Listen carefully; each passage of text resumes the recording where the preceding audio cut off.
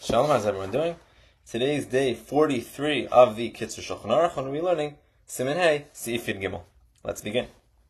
Geraf shel re'i. Let's say you have a pot that's set aside for holding tzoa. V'avit shel meraglayim. Or a vessel that's set aside for holding meraglayim. Imhim shel cheres or shel eitz. If they're made out of earthenware or wood, dinam kibeis kisei, they have the same halachic status of a beis kisei. That you'd have to distance yourself from it if you want to see the Ramshim B'Kedusha. V'acha pishehim nekim, even if they happen to be clean. Ve'ein lehem reach ra, and they don't have a bad smell. V'afilu nasan l'sochen mayim, even if you put water inside them, o shekfan al piem, or you overturn them that they're standing on their opening. Lamahani, it does not help. V'afilu nisanam tachas hamita, even if you put it underneath the bed, Lamahani doesn't help. The mito shalanu ina chotzutzos, because our beds don't serve as a separation. Right, the Kitzur is assuming that our beds, from the bottom to where the bed is, it's a gap of 3 tefachim. So if it's a gap of 3 tefachim, wouldn't be considered a covering. Right, if it was lower than that, then we would just consider that a normal covering. Fine. Rather, we have to take it out from the house, in order to completely cover it. Let's say these vessels are made out of metal or glass. If they are washed well, and they don't have a bad smell, one does not have to distance themselves from them. Pi chazir, the mouth of a pig, kivan shedarko l'naker b'tzoa, since it's normal for it to bury itself in tzoa. Dino kegraf shel re'i, it's like a vessel that's used to hold tzoa. Va'afilu ola min hanar, even right after it comes up from the river, ein harachisim alasod, washing it off does not help. So obviously there's halacha, one is not allowed to say Devam Shpegdusha in the presence of Soa or Meraglayim. And as we said yesterday, it's more than just by Soa or Meraglayim, even a basic kisei, right, a room that's designated for Soa or Meraglayim, that would also be a problem. But we have a new din here that the Gemara talks about, is in Rochos Chafei, and it's a din basically of a utensil that the purpose of this utensil is to hold Soa or Meraglayim. Fine. So the Rishonim have a very simple question though. The Rishonim ask that usually we have a halacha. Let's say there's Meraglayim in a normal cup. There's a halacha that you could just pour revius of water into the cup, and that will nullify the Meraglayim. So why doesn't it help in these cases? Right? In the case of the ovet of Meraglayim, why doesn't it help to just pour more water in, and that will kind of nullify the Meraglayim? So there's two approaches in the Rishonim. We'll start with the Shita of the Rosh and the Rabbeinu Yonah. The Rosh and the Rabbeinu Yonah, they say, why does it help if you have a cup with Meraglayim? How can it just help to pour more water in and to nullify it? How can that help to allow you to say Devam Shebekdusha? Right, so if you look in Rabbeinu Yonah says it's because this whole idea that you're not allowed to say Devam Shebekdusha by Meraglayim, that's only a Derabanan idea. So therefore, it's just a Derabanan. There's ways around it, and the way is just by pouring water on it. However, this case of the Avit Shel Meraglayim, this is talking about a case when you have a vessel that's set aside for using for Meraglayim, that becomes a basic kisei. That has the halachic status of basic kisei. It would actually turn it into a deoraisa, and it would actually make this Avit Shel Meraglayim, even though usually saying Devam Shebekdusha by Meraglayim is only a derabanan, but here since this is something set aside for Meraglayim, it turns into a basic kisei, and it would actually be a deoraisa. Right, so that's why they say pouring water in it will help, because we don't have this kula derabanan. Right, so that's what the Rosh and the Rabbeinu Yonah say. And that's why if you look at the Magen Avraham says, but let's say you have a vessel that serves two purposes. One, it holds Meraglayim, and two, it does other things, then it probably would not have a status of a basic kisei, and therefore pouring water in it would help. Okay, so that's what the Rosh says. What about the Beis Yosef? The Beis Yosef is a different shot, and he says, no. You know why pouring water in this, kli that's meant for Meraglayim doesn't work? Because if we're dealing with a kli that's used exclusively for Meraglayim, then at some point the Meraglayim is going to get absorbed in the wall. Right? That's the problem with saying Devam Shebekdusha, both by this pot for tzoa and this kli for meraglaim, that it gets absorbed into the wall. So therefore, even after you clean it, it just won't be clean. It gets absorbed. So that would be a problem. That's why it's a problem to say Dvarim Shebekdusha by it. And obviously pouring water in it wouldn't help, because once it gets absorbed into the walls, it's over. So that's why if you look in the Shulchan Aruch said that this halacha of not saying Dvarim Shebekdusha by these kelim, that's only if it's made out of earthenware, because that's something that it's hard to clean. It's going to get absorbed into the wall. And also by wood. What would it not apply to? He says it wouldn't apply to metal, because metal, it doesn't get absorbed. You could just clean that.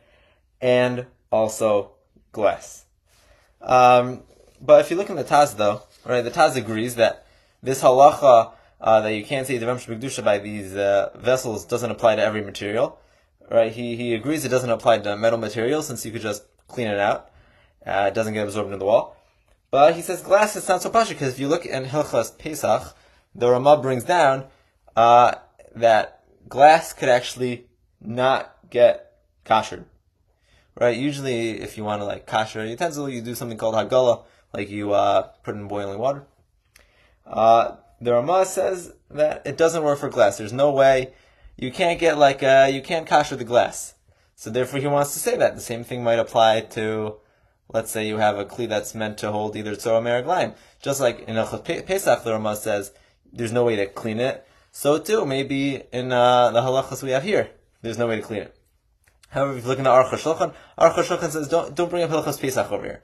Hilchos Pesach is something totally different. Like you want to get the chametz taste out of the walls. Here we're just talking about having a clean utensil, right? If there's a way to clean the utensil and you see that it's clean, then it will not have the halachic status of a graf sharai or an ovet of meraglaim. Okay, so what do we have here? Just to sum up what we have so far, is let's say you have a earthenware vessel or a wood vessel that is used exclusively for tzoa or meraglaim.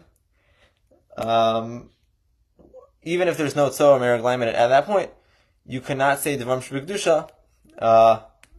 It would have the same status of tzoa, right? Basically, you can't face it, can't be 4 amos from it, unless you totally cover the entire thing, even the sides and everything. So the question is there any cases in our daily life that will actually have a problem of saying Dvarim Shebekdusha by a graf sharai or an ovet of meraglaim? So a question that might come up is what's something that's not discussed in the Shulchan Aruch, obviously, is a case of plastic, right? Because there's a lot of these toilets, especially for children, that they're made out of plastic, right? So what happens? Let's say that this is something used exclusively for kids to use the bathroom in, and it could just be anywhere. They use the bathroom in it. Let's say they use it, and even if you cover it, this might have a halachic status of a graf shel rei, right? It's used for tzoa. So you might not be able to say Dvarim Shebekdusha if you're facing it. However, the Egos Moshe, he writes, is in Orach Chaim, Chelik Aleph Siman Chav Zayin, I think. He says there that no, plastic, right, if you look in Hilchos Pesach, it's a whole big shaila about, is plastic like glass in regards to kashering, but as Aruch Shulchan said, we don't care about that here.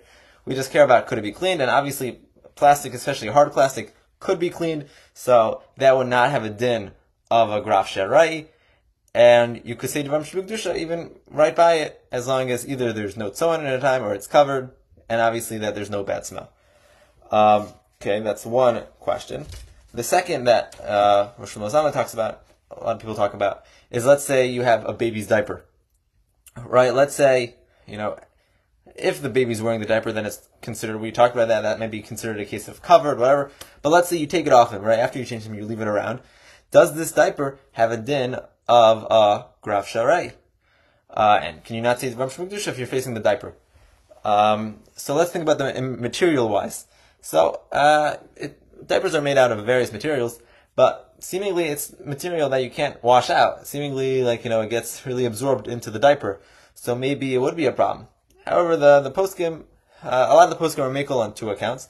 One is that, at least diapers that we have these days, they're made from many layers, right? So maybe the inside layer, it gets absorbed into, but the outside layer is always going to be clean, and that could actually serve as a separation between you and the actual graf sharai, which would be the inside. That's heter number one. Heter number two is that something Nishmas Avram says, and he says that, or what's considered a graf sharai? Something that's as like the Rosh and the Rabbeinu Yonah said, something that's set aside for accepting tzoah. This is something you use once, right? You use once and you throw it away. So it's hard to say that something is a graf sharai if it's something that you throw away right away. However, if you look in Halichus Shlomo, the Kol Shlomo Zamin, and he says no, maybe probably a diaper probably should have a status of a graf sharai, right? Something that's used to hold so, it's something that gets absorbed into it. So it turns out, according to Shlomo Zamin, you wouldn't be able to say Dvarim Shebekdusha by a diaper. So the question you have to ask is, okay, let's say this diaper was never used before, right? By a basic kisei, the Gemara talks about a basic kisei that was never used before, and has a question about it. It's a question that the Gemara doesn't answer, but we personally were machmer. We considered a basic kisei that was never used before as a basic kisei. So maybe the same thing should be. Let's say this thing will eventually be a graf sharai. This thing will eventually hold soa. So maybe even before it does, maybe it should be a problem to say Dvarim Shebekdusha by. But there, no, Shlomo Zalman says he's not going to take his chumrah that far, right? Because anyway, the Gemara has a shaila about a basic kisei. We happen to be machmer, but we're not going to be machmer by a graf sharai that has not been used yet. Okay,